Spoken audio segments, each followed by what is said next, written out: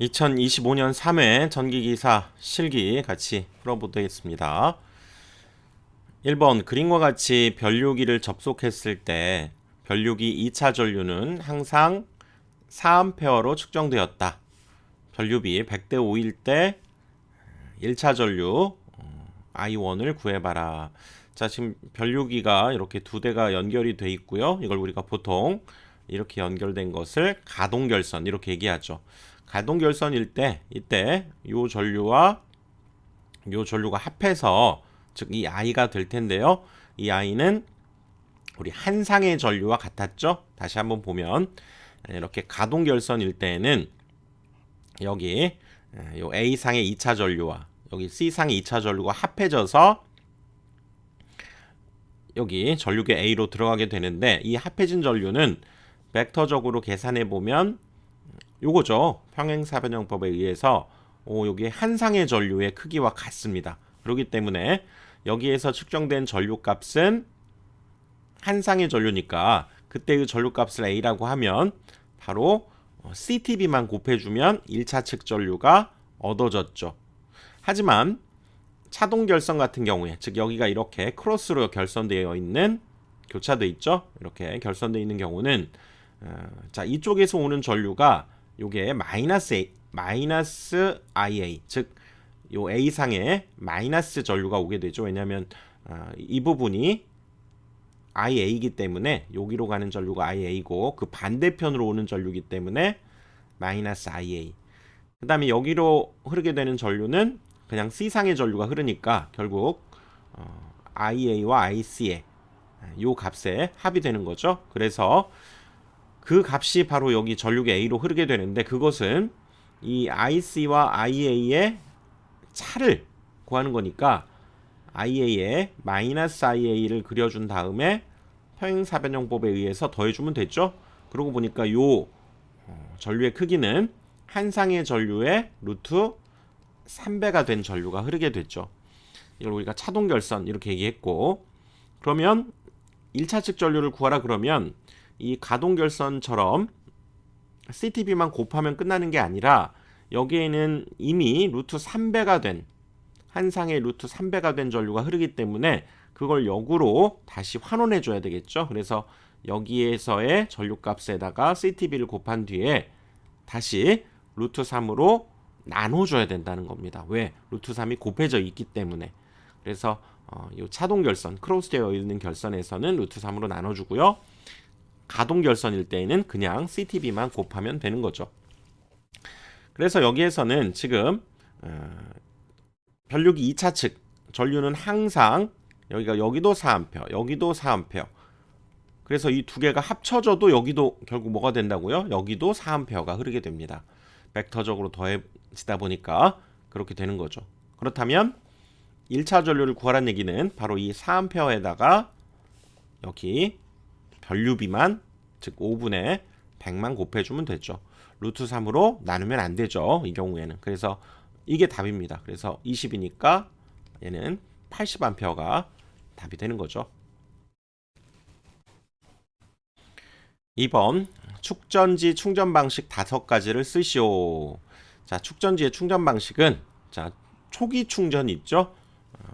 축전지에 전화액을 넣지 않은 미충전 상태의 전지에 전해액을 주입하면서 처음으로 행하는 충전 방식. 그래서 초기 충전. 보통 충전은 필요시마다 표준 시간율로 소정에 충전하는 방식. 급속 충전은 비교적 단시간에 보통 전류의 두세 배의 전류로 충전하는 것. 부동 충전 얘가 이 중에서도 특히 더 중요하죠.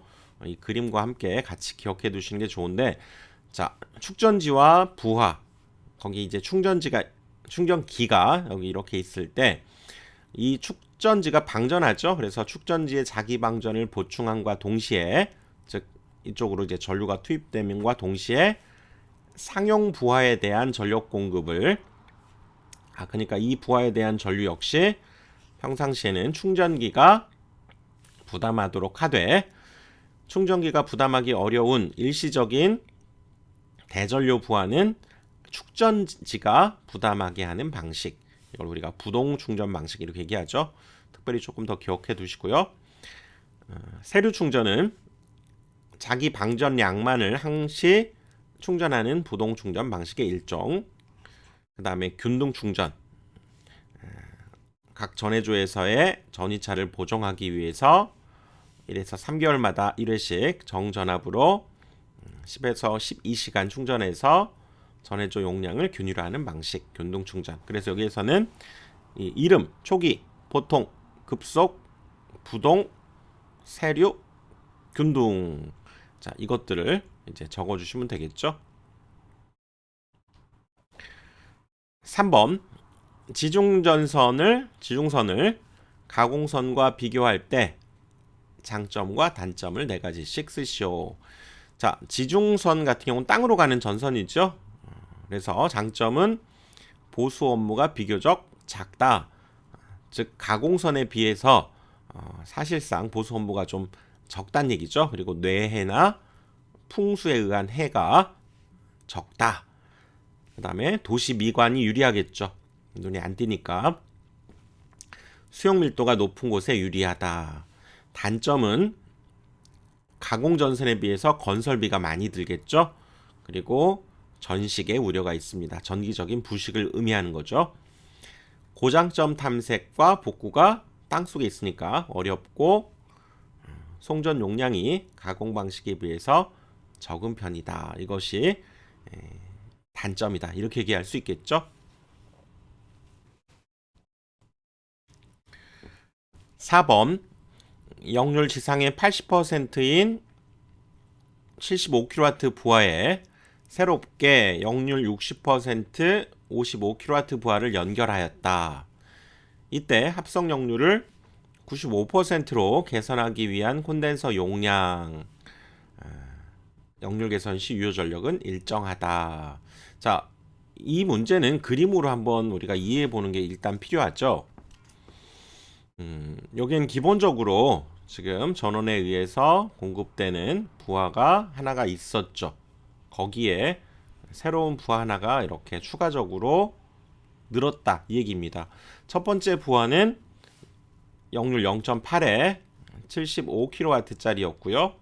그 다음 0.6에 55kW짜리 부하가 연결되었는데 이것을 개선하기 위해서 이제 콘덴서를 단다 이런 상황이 되는 거죠.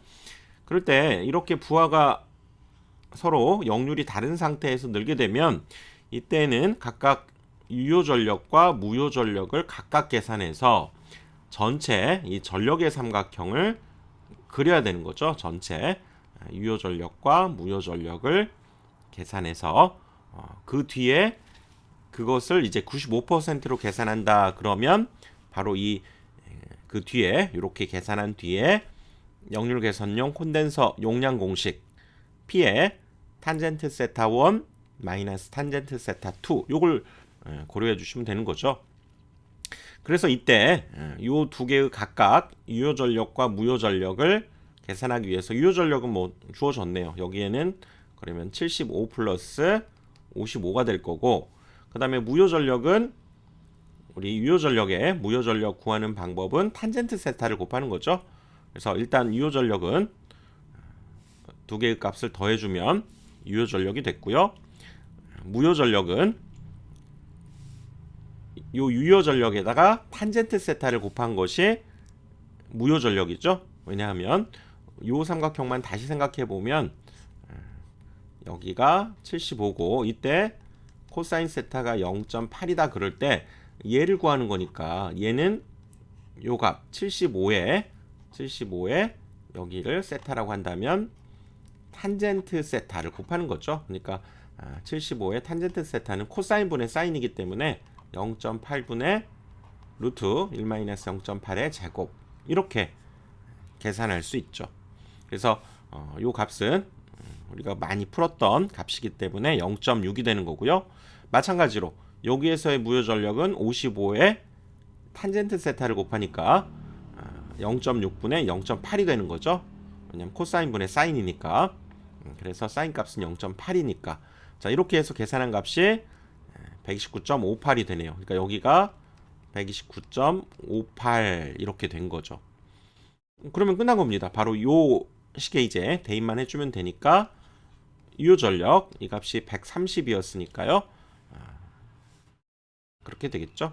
그리고 합성 용량까지 생각해 보면 피상 전력은 이 상황에서 그렇죠. 피타고라스 정리 써주면 되니까 이 값이 되겠고요. 그때 이제 그렇죠. 우리 합성 역류를 알아야 이 공식에 대입하기 때문에 그렇죠. 그래서 이 값이 피상 전력이었죠. 여기에 해당되는 값이었고, 그래서 이렇게 합성 역률은 피상 전력분의 유효 전력이니까 피상 전력분의 유효 전력 계산하면 70.83이 나오니까, 자 이제 이것을 95로 계산하는 거죠. 이것을 95로 계산하니까 이 공식에 의해서 여기에서의 유효 전력, 여기서 유효 전력에 해당되는 값이 130이죠. 130. 그리고 개선 전의 역률이 지금 70.83이 되고, 개선 뒤에 역률이 지금 95%로 하라고 했기 때문에 지금 여기에서는 탄젠트 세타를 지금 써준 거죠. 바로 탄젠트 세타 여기 130분의 129.58을 바로 써준 겁니다. 요 직각삼각형에서. 그리고 95%로 계산했기 때문에 여기도 0.95분의 지워볼까요? 자, 여기는 이제 95%로 계산한다고 했기 때문에 0.95분의 그거의 사인값 루트 1-0.95의 제곱, 이걸 계산해 주시면 되죠. 그래서 답은 86.85가 되네요. 5번 변압기 본체 탱크 내에서 발생한 가스 또는 이에 따른 유류를 검출하여 변압기 내부 고장을 검출하는 데 사용되는 계전기로서 본체와 콘서베이터 사이에 설치하는 계전기는 무엇인가? 부홀즈 계전기죠. 그래서 전기적인 보호 장치로서는 비율차동 계전기가 있었죠. 우리 변압기가 이렇게 있을 때 이 양쪽에 CT를 이렇게 두어서 그 둘의 전류의 2차 전류의 차를 이용해서 변압기 내부 고장을 검출하는 계전기였죠. 그 다음에 기계적 보호 장치로는 부홀즈 계전기, 압력 계전기, 유온계, 유희계 이런 것들이 있습니다. 여기에서는 유류를 검출해서 발생한 가스에 따른 유류를 검출해서 변압기 고장을 보호하는, 그래서 본체와 콘서베이터 사이에 있는 것이 부홀즈 계전기죠. 6번 그림에서 차단기 B의 전격 차단 용량이 100메가로 제한하기 위한 한류 리액터 이거네요. 요거의 퍼센트 리액턴스는 몇 퍼센트인지를 구해봐라. 이거의 퍼센트 지금 리액턴스를 구하는데 조건이 지금 여기 주어졌죠. 여기 발전기들의 각각 얘는 5000km니까 5메가를 기준으로 했네요. 5메가를 메가볼트 암페어를 기준으로 15%. 얘는 10메가죠. 10메가를 기준으로 15%. 얘도 10메가를 기준으로 15% 주어졌고요. 그때 얘도 10메가를 기준으로 하면 뭐 될 것인데 주어진 조건이 이 차단기 B의 전격 차단 용량이 바로 100메가 볼트 암페어라고 했죠. 우리가 전격 차단 용량 그러면 뭐 단락 용량 이걸 써줘도 되죠. 왜냐하면 여기에는 전체 퍼센트 임피던스 분의 100 전격 용량, 우리가 이거에 의해서 이 전격 차단 용량도 결정되기 때문에 사실상 이 값이 지금 100메가가 요거에 차단 용량 100메가가 주어져 있고요. 그 다음에 기준 용량 주어져 있기 때문에 여기 10메가 주어져 있어서 이것으로부터 이 전체 요거의 퍼센트 임피던스를 구하라는 얘기는 이 전체의 퍼센트 임피던스가 여기에 오게 되는 거죠. 그렇기 때문에 이거를 이 전체의 퍼센트 임피던스를 10메가를 기준으로 해주면 되는데 일단 요 둘은 10메가를 기준으로 퍼센트 임피던스 계산돼 있죠. 근데 얘는 5메가를 기준으로 15%라고 했기 때문에 얘는 좀 이제 10메가를 기준으로 얘를 바꿔야 되겠죠. 그래서 10메가를 기준으로 여기 퍼센트 인피 리액턴스 G1을 바꿔주게 되면 5였던 것을 이제 10으로 바꿔야 되니까 5였던 것을 10으로 바꾸고 현재의 퍼센트 리액턴스인 15 이걸 곱해주면 즉 30으로 우리가 계산할 수 있죠. 그 다음 이 툴은 어차피 10메가를 기준으로니까 그대로 가겠네요. 여기 G2의 퍼센트 리액턴스는 그대로 15%, 얘는 그대로 역시 15% 이렇게 되겠죠. 그 다음 이제 요 셋이 바로 이 전단에 있는 요 셋은 이제 병렬로 구성되어 있기 때문에 이거에 대한 역시 합성 퍼센트 리액턴스는 여기서 우리가 환산한 30, 15, 15를 이제 병렬로 계산해 주면 되니까 바로 30분의 1, 15분의 1, 15분의 1 이것들을 더한 값을 가지고 다시 역수를 취해 주게 되면 되는 거죠. 그러면 이 부분에 여기 병렬로 계산된 이 부분까지 계산한 것이 6%가 되고요. 그러면 여기 우리가 구하려고 하는 이 한류 리액터의 퍼센트 리액턴스까지 이제 계산해 보면 이것과 즉 요 값이 6%로 계산되었기 때문에 이하고는 이제 직렬이 됐죠. 그렇기 때문에 얘는 6 플러스 여기 이걸 뭐 우리가 퍼센트 리액턴스 L 이렇게 한번 써보죠. 이것이 전체의 여기 임피던스가 되는 거죠. 그래서 단락 용량 공식에 의해서 퍼센트 임피던스 분의 100 전격 용량에서 이가 100이 주어졌죠.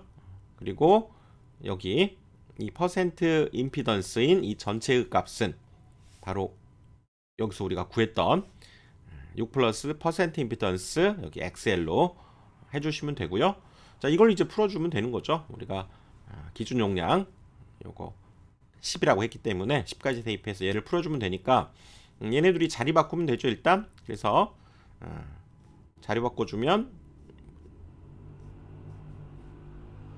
6 플러스 퍼센트 리액턴스 이것이 지금 100분의 100 곱하기 10 이렇게 되죠. 얘네들이 자리 바꿔주면 그래서 요거 약분돼서 1이니까 결국 10이었고요. 얘만 오른쪽으로 이항시켜 주게 되면 최종 이 값은 4%가 답이 되겠네요. 7번 그림과 같은 유접점 시퀀스 회로를 무접점 논리 회로로 변경해 그리시오. 단 NOT 게이트 1개, 그 다음에 투입력 OR 게이트 1개, 역시 투입력 AND 게이트 1개씩을 사용하라. 자, 일단 논리식을 한번 적어보면 지금 ON하고 MC하고 얘는 병렬이기 때문에 이거는 OO가 되는 거죠. OO가 되는 거고요. 그것과 다시 이 OF의 비접점 이 부분이 직렬이니까 요 둘은 다시 AND가 되는 거죠. AND. 그것이 MC가 된다. MC는 그러면 자, 일단 OF라고 하는 요거의 비접점과 AND 그다음에 요것과 AND가 되는 거죠. 근데 요 괄호 속에 들어간 얘가 5이기 때문에 얘는 자, ON에 대한 여기는 A 접점이니까 바 안 붙죠. 그리고 5니까 플러스 기호를 쓰게 되고요. 여기는 MC의 A 접점 이렇게 되네요. 그리고 그때 최종적으로 출력은 그렇죠. 그냥 MC가 바로 출력이 된다. 이것이 일단 논리식이 되겠죠. 이것이 논리식이 됩니다. 그래서 MC는 그렇죠. 오프하고 ON 플러스 MC, ON 플러스 MC와 오프의 비접점과의 AND였고요. 그다음에 출력이 MC 이렇게 되는 거죠. 그래서 이제 최종적으로 무접점 논리 회로를 이용해서 그리기 위해서는 지금 NOT 게이트 요거죠. 요거 하나 쓰고 투입력 OR 게이트라는 얘기는 요거죠. 투입력 OR 게이트는 이렇게 생긴 것에 투입력 얘를 쓰고 역시 투입력 AND 게이트는 요거죠. 투입력 AND 게이트는 요거를 써서 표현해 봐라 그 얘기네요. 그래서 최종적으로 나오게 되는 출력이 즉 MC가 결국 출력이 나오는데요. MC는 기본적으로 여기 AND에 의해서 만들어지게 되죠. 최종적으로는 여기 출력이 MC가 만들어지게 됩니다. 그러면서 그 값이 또 출력이니까 여기에서 하나 따온다는 의미로 이렇게 출력 이렇게 최종적으로 써주고요. 자, 그럼 무엇이 이제 AND가 되느냐? 요 값과 오프 여기 비접점이 AND가 되는 거죠. 그래서 여기 들어온 요 값은 다시 5호로 만들어지기 때문에 5호 게이트를 이렇게 하나 그려줘야 되겠죠. 그래서 여기에는 온이 하나가 들어가게 되고요. 온이 하나 들어가고 그 다음에 MC 여기에서 나온 요것이 다시 이 뒤로 MC가 들어가게 되네요. 이렇게 그려줘야 되겠죠. 그리고 여기 오프의 비접점이니까 오프의 신호가 그쵸? 비접점 나트를 이용해서 이렇게 들어가주면 되겠죠. 그러면 오프의 비접점 들어갔고요. 온과 MC의 여기 5호가 들어가게 되니까 이 그림이 바로 답이 되겠습니다. 이 그림이 답이 됐죠. 8번 자, 이 전력계법으로 부하 전력을 측정하였을 때 각각 30과 20이 측정되었다. 이를 이용해서 부하의 무효 전력을 계산하는 과정. 자, 우리 이 전력계법, 삼상 전력을 측정하는 이 전력계법, 즉 삼상 부하에서 이렇게 들어갈 때, 즉 이 둘 사이의 전력, 그다음에 요 둘 사이의 전력을 잰 걸 가지고 각각 그때의 전력을 P1, 얘를 P2라고 한다면 유효 전력은 둘을 더해주기만 하면 됐죠. 그리고 무효 전력은 둘의 차에다가 루트 3을 곱해주면 되는 거였고, 그래서 무효 전력과 유효 전력을 알았다면 피상 전력은 피타고라스 정리를 써주면 되니까 그거에 의해서 얘가 유도가 된 거죠. 그래서 최종 역률까지도 우리가 피상 전력분의 유효 전력으로 구할 수 있으니까 이렇게 구할 수 있게 되는 거죠. 그래서 무효 전력은 둘의 차에다가 루트 3을 곱한 거였죠. 그래서 이 값으로 무효 전력을 계산할 수 있기 때문에 여기에 30과 20만 집어넣으면 되겠네요. 그렇게 해서 계산하니까 10루트 3, 17.32 바라고 적어야 되겠죠. 9번 229으로 Y결선으로 수전하는 수용가의 수전 용량이 750. 이 인입구에 MOF를 시설하는 경우 MOF의 적당한 변류비와 변성비를 산출하여 표준 규격을 참고해서 선정하시오. 변류비의 여유율은 25%로 하고 가장 가까운 값으로 하라. 자, 일단 MOF는 MOF 속에는 CT와 PT가 다 들어있죠. 그래서 우리가 전력량 계산을 위한 용도로, 즉 전력을 계산해야 되기 때문에 이렇게 PT와 CT가 함께 들어있죠. 그래서 여기 PT와 CT의 각각의 비율을 구하는데 변류비, 일반적으로는 이 MOF에서의 여유율은 잘 두지 않지만 조건에서는 지금 25% 여유율을 두라고 했기 때문에 최종적으로 1.25를 곱해서 우리가 계산하는 거죠. 즉 일반 CT의 B를 우리가 계산할 때 보통 1.25에서 1.5를 곱했죠. 그것처럼 여기서도 1.25를 곱한 값으로 계산하라, 그 얘기네요. 그래서 여기에서는 일단 CTB는 일단 1차 전류를 구하는 것이 중요하니까요. 1차 전류, 우리 3상에서의 1차 전류는 P를 루트 3 V로 나눠주는 거죠. 근데 P가 750이라고 주어졌고 또 V는 229 이렇게 되니까 이게 1차 전류고, 거기에 지금 여유율을 고려한 1.25를 곱해준 것이 이제 CTB의 1차 전류를 구하는 거죠. 그렇죠? 여기 1차 측 전류에다가 1.25에서 보통 1.5를 곱하죠. 근데 여기서는 1.25를 곱하라고 했기 때문에 그렇게 구해주시면 되죠. 그래서 루트 3 V분의 P에 이것이 1차 전류였죠. 그리고 거기에 지금 1.25를 곱해준 것이 되는 거죠. 그래서 여기에서는 750kV 암페어니까 750kV에 그 다음에 V가 22,900 그래서 22.9 곱하기 10의 세제곱 거기에 1.25를 곱해주니까 23.64가 나오네요. 그러면 가장 가까운 값으로 찾으라고 했기 때문에 요거에 가장 가까운 값은 20이죠. 그래서 답은 얘는 20대 5다 이렇게 답을 해주시면 되죠. 그 다음에 이제 변성비는 이제 PTB를 의미하는 거죠. 변성비 PTB는 Y열선에서 상전압을 기준으로 하게 됩니다. 그래서 상전압을 찾아주면 되고요. 그리고 이 차는 무조건 110으로 정해져 있기 때문에 우리 22,900V는 성간전압이죠. 그러니까 그걸 상전압으로 한다는 것은 22,900을 루트 3으로 나누어 줘야 되겠죠. 그리고 그것 대 110 이렇게 됩니다. 그래서 이것은 13,200대 110 이렇게 답을 해주시면 되죠.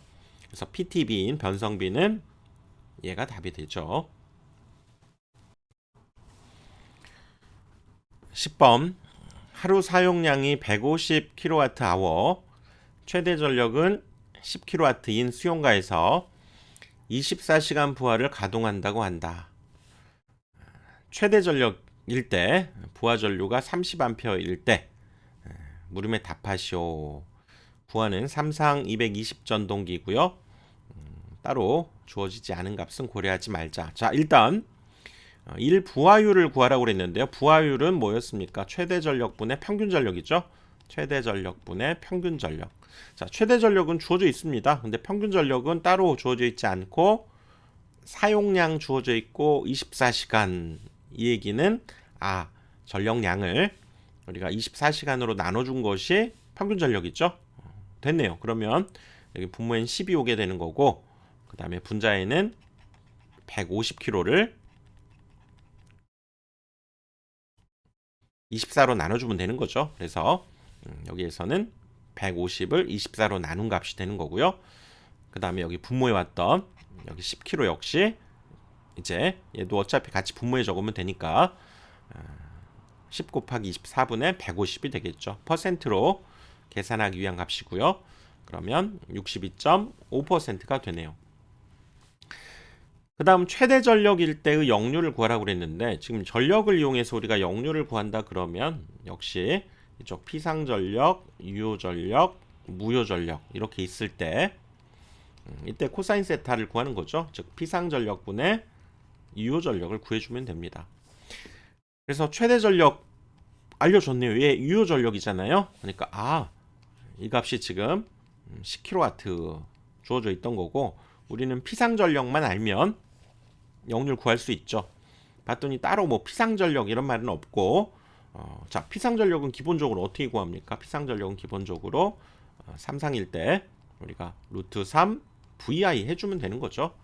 그래서 그때의 전압 220 그렇죠? 그 다음이 최대 전력일 때의 전류 주어졌잖아요.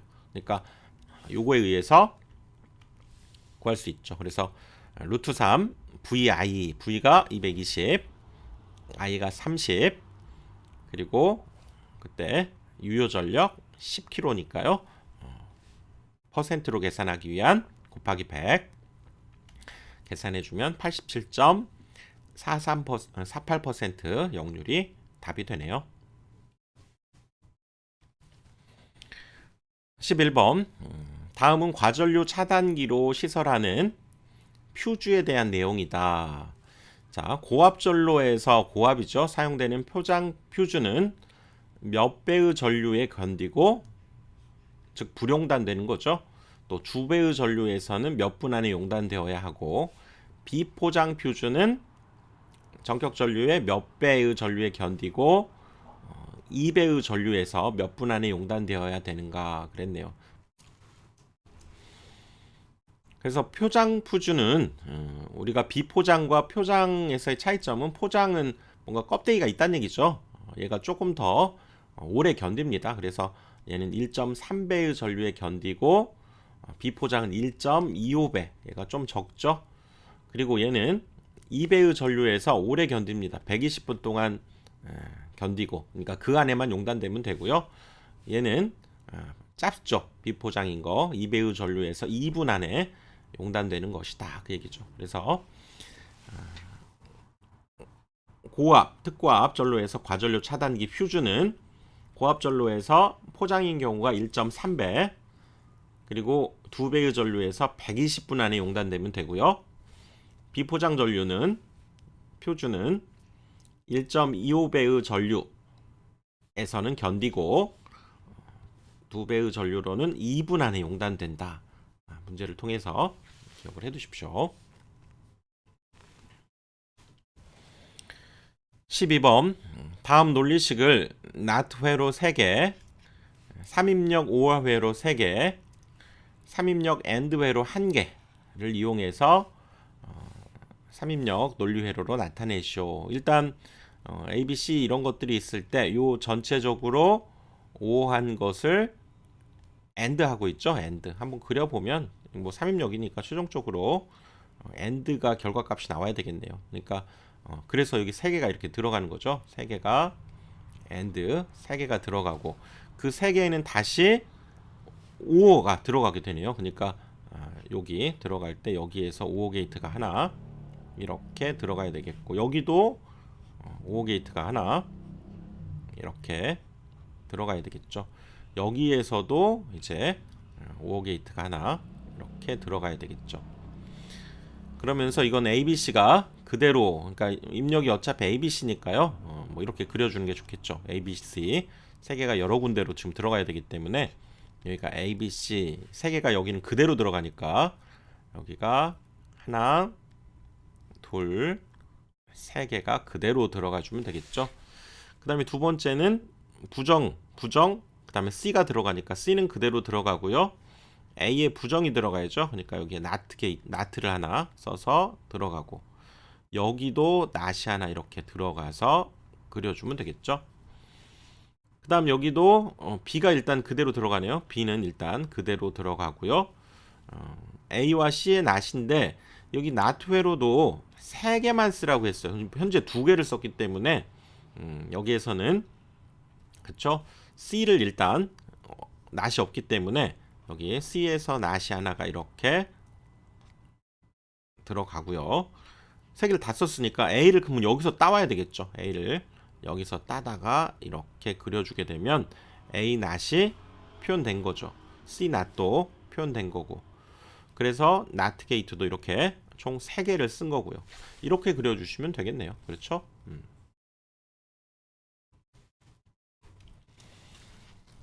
13번 다음은 가공 송전로 코로나 임계 전압을 나타낸 식이다.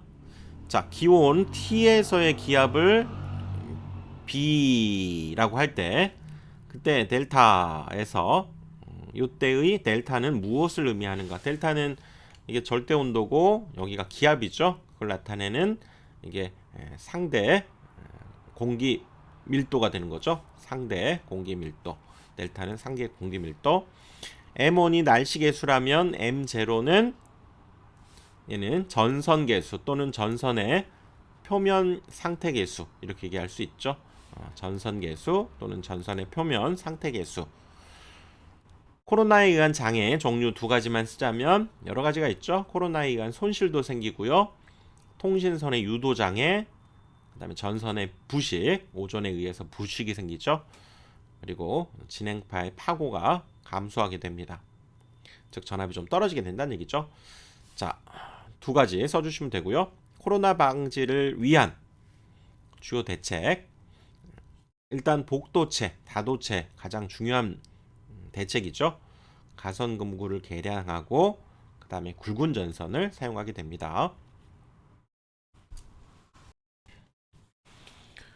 14번 50Hz로 사용하던 전력용 커패시터를 같은 전압의 60Hz로 사용하는 경우 흐르는 전류는 50Hz의 몇 배인지 구하시오. 즉 똑같은 상황에서 주파수만 50에서 60으로 바뀌었다. 그럴 때 전류가 어떻게 되냐 이렇게 물었죠. 이건 어떻게 보면 이 콘덴서 커패시터 콘덴서의 이 전류, 흐르는 전류를 묻는 문제니까요. 자, 콘덴서에 우리가 흐르는 전류 생각해 보면 일단 이 양단에 전압이 주어지게 되면 당연히 요게 임피던스인 오메가 C분의 1로 얘로 나눠주면 전류가 됐죠. 그래서 이때 이 전류는 가해진 전압을 요거 C에 의한 리액턴스로 나눠주게 되면 전류가 얻어지니까, 즉 이 값이 이제 J 오메가 C분의 1, 즉 오메가 C분의 1이 되니까 이것을 계산하면 오메가 CV가 되는 거죠. J는 이제 방향성을 의미하는 거고요. 크기만을 생각하자면 여기 오메가 CV가 되고, 오메가 속에 이제 주파수가 들어있죠. 그래서 2파이 F CV가 되는 거죠. 그래서 여기는 전류는 주파수와의 관계만 물었다면 주파수와 비례하는 관계라는 걸 알 수가 있다, 그 얘기죠. 전류는 주파수와는 비례하니까 50에서 60이 되었다. 그 얘기는 이제 새로운 전류는 원래 전류에서 50에서 60Hz가 되었다. 비례한다면 처음 거, 나중 거 이런 순서로 곱해주면 되는 거죠. 그래서 얘가 1.2가 되니까 원래 전류의 1.2배가 답이 되는 거죠. 15번 표에서 수용가의 합성 최대 수요 전력은 얼마냐, 그리고 부동률이 주어져 있네요. 자, 부동률의 정의가 우리가 합성 최대 전력분의 개별, 즉 각각의 최대 전력의 합계 꼭 기억해야 되는 거죠. 그러니까 여기에서는 합성 최대 전력 얘를 물었고 부동률 알려줬죠. 그러면 얘만 우리가 구할 수 있으면 되는데, 설비 용량, 수용률, 역률 이렇게 주어져 있을 때 여기에서의 각각의 이제 퇴재 전력을 계산해서 더해주면 되는데요. 일단 설비 용량에다가 수용률을 곱하면 되는 거죠. 거기에 즉 250에 이제 비율이 0.6, 150에 0.8을 곱해서 더해주면 그것이 최대 전력이 되는 거죠. 그래서 250에 0.6, 150에 0.8, 그리고 얘네들이 자리 바꿔준 거죠.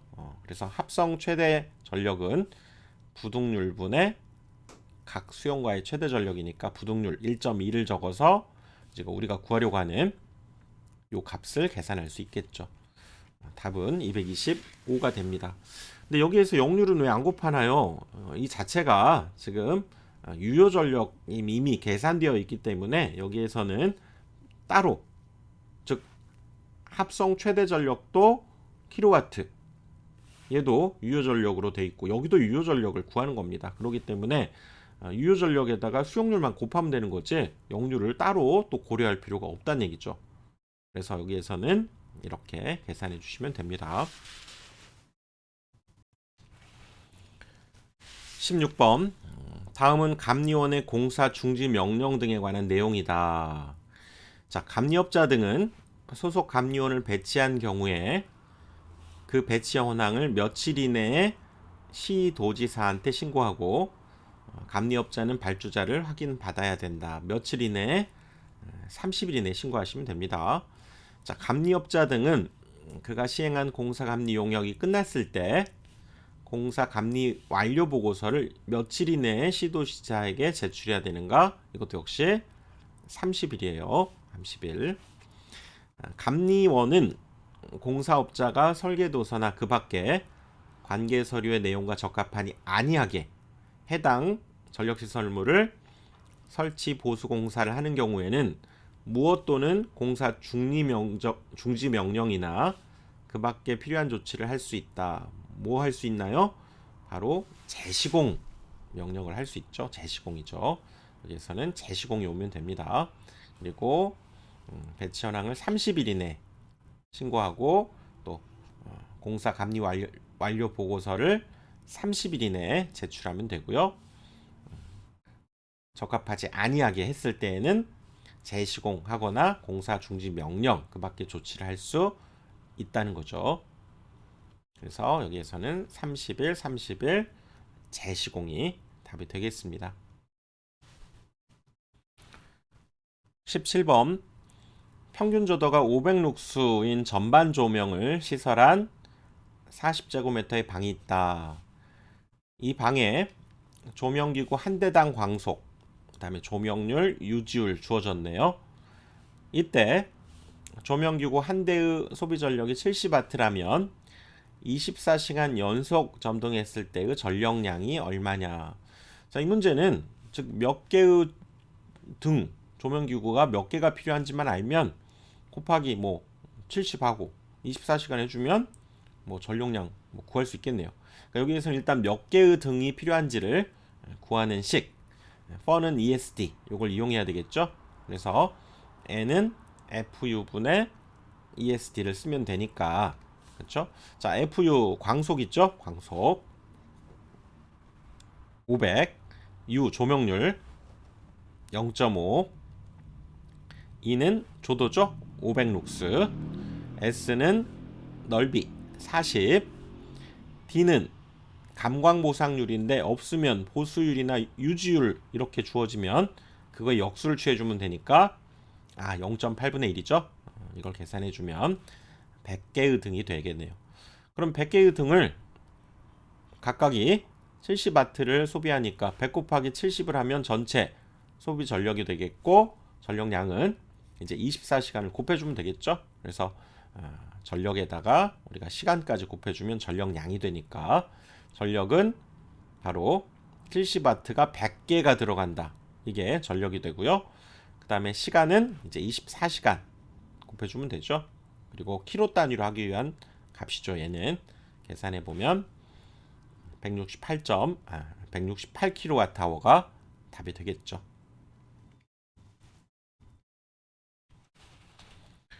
18번 한국 전기설비 규정에서 정하는 전선의 식별 기준이다. 색상을 알맞은 내용을 적어라. 색상이죠. 즉 L1, L2, L3 중성선 보호도체. 이거 뭐 별거 아니지만 잘 나오기 때문에 꼭 기억을 해야죠. 갈, 흑, 회, 청, 농로였죠. 갈, 흑, 회, 청. 여기는 녹색과 노란색. 그렇죠? 갈, 검은색, 회색, 파란색, 녹색, 노란색. 이렇게 답을 해주시면 되죠. 19번 그림과 같은 수전 설비 계통의 미완성 도면을 보고 계통도를 완성해봐라. 지금 단로기가 있고요. 여기는 필외기용 단로기죠. 이쪽에서 연결하면 되겠고요. 여기는 퓨즈, 그렇죠? 그 다음에 차단기와 CT가 어떻게 PT가 이쪽에 이게 여기가 전압계용 전환계팩이죠. 그리고 이게 전압계, 전류계용 전환계팩이 전류계, 그리고 파이널 램프 이것들이 어떻게 연결되어지는지. 그 다음에 여기는 지금 전등용은 뭐 두 개를 써서 연결을 잘 했고요. 연결돼 있고요.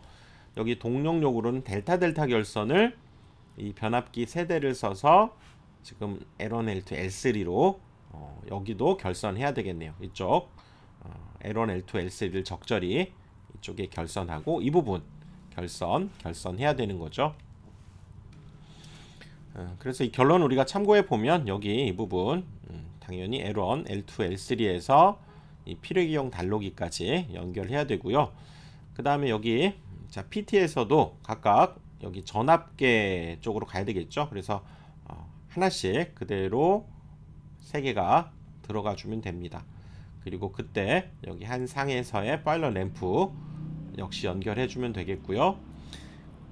자, 접지는 조금 이따 보죠. 그 다음에 여기 CT 역시 이쪽이 여기가 1S 여기가 1L이죠. 1L 여기가 3S 여기가 3L이 되는 거죠. 여기가 3S 여기가 3L 이 관계가 되니까 여기 첫 번째 거 그대로 하나 들어가 주고요.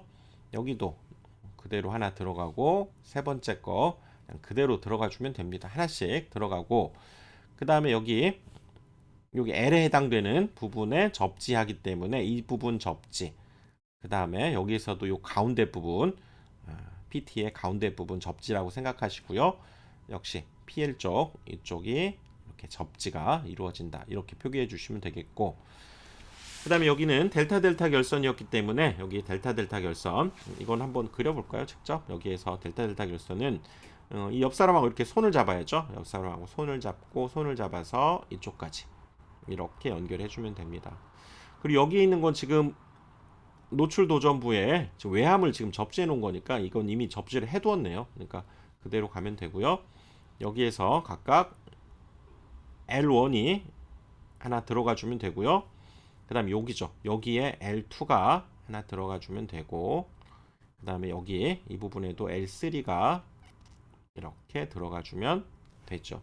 이것도 델타 결선이니까 옆 사람하고 이렇게 손잡고 마찬가지로 이렇게 지금 손을 잡아서 델타 결선을 만들어 주고, 그 다음에 여기에서 하나 L1 하나 오게 되고요. 이쪽에서 하나가 L2가 가면 되고, 그 다음에 여기에서 L3가 이렇게 가주면 되는 거죠. 자, 이렇게 여기 주어진 풀이 참고하시면서 손으로 직접 한번 그려 보셔야 됩니다. 눈으로만 하지 마시고요. 꼭 손으로 그리셔서 같이 따라가서 한번 해보시죠. 자, 두 번째는 통전 중에 있는 변류기 2차 측을 교체하고자 할 때 가장 먼저 취해야 될 조치사항. 우리가 변류기 2차 측 점검 교체할 때에는 얘는 단락을 시켰었죠. 단락. 그렇죠? 그래서 2차 측을 단락을 시킵니다. 그 이유는 2차 측의 과전압을 보호한다. 즉 절연을 보호하기 위해서죠. 그래서 그 이유는 통전 중에 2차 측을 개방하게 되면 2차 측에 고전압이 발생하죠. 고전압이 유기되면서 변류기 절연을 파괴될 우려가 있기 때문에 그래서 2차 측을 단락한다. 조치사항은 이렇게 적어주시면 됩니다. 그리고 이유 개방하게 되면 고전압이 유기돼서 절연 파괴 우려가 있기 때문에 과전압을 보호하기 위해서 DS를 대신해서 많이 쓰이는 기기의 명칭과 약호. 자, 단록이죠. 대신해서 많이 쓰는 것은 부하 개폐기, 약호로는 로드 브레이커 스위치. 그래서 LBS 이렇게 되는 거죠. 부하 개폐기. CB를 진공 차단기 V12를 적용하고 몰드 변압기를 사용하는 경우에 적용해야 되는 보호기기가 뭐냐? 우리 진공 차단기에서 개폐 이상 전압이 많이 발생한다고 그랬죠? 그래서 거기에서는 바로 서지 흡수기를 써야 됩니다. 적용해야 되는 기기에는 서지 흡수기를 답해 주시면 되고요. 그 다음에 보호기 설치 위치. 이 서지 흡수기는 우리 진공 차단기가 이렇게 V12가 이렇게 있다면, 그리고 거기에 몰드 변압기가 있다면 진공 차단기 이 후단과 몰드 변압기 1차 사이 여기에 이 서지 흡수기를 설치해 줘야 되는 거죠. 자, 필요기하고 동일한 기호였습니다. 요거. 그래서 요 V12와 변압기 사이. 그래서 진공 차단기 후단과 몰드 변압기 1차. 몰드 변압기 여기 1차죠. 1차 사이에 설치한다. 이렇게 답을 해 주시면 됩니다.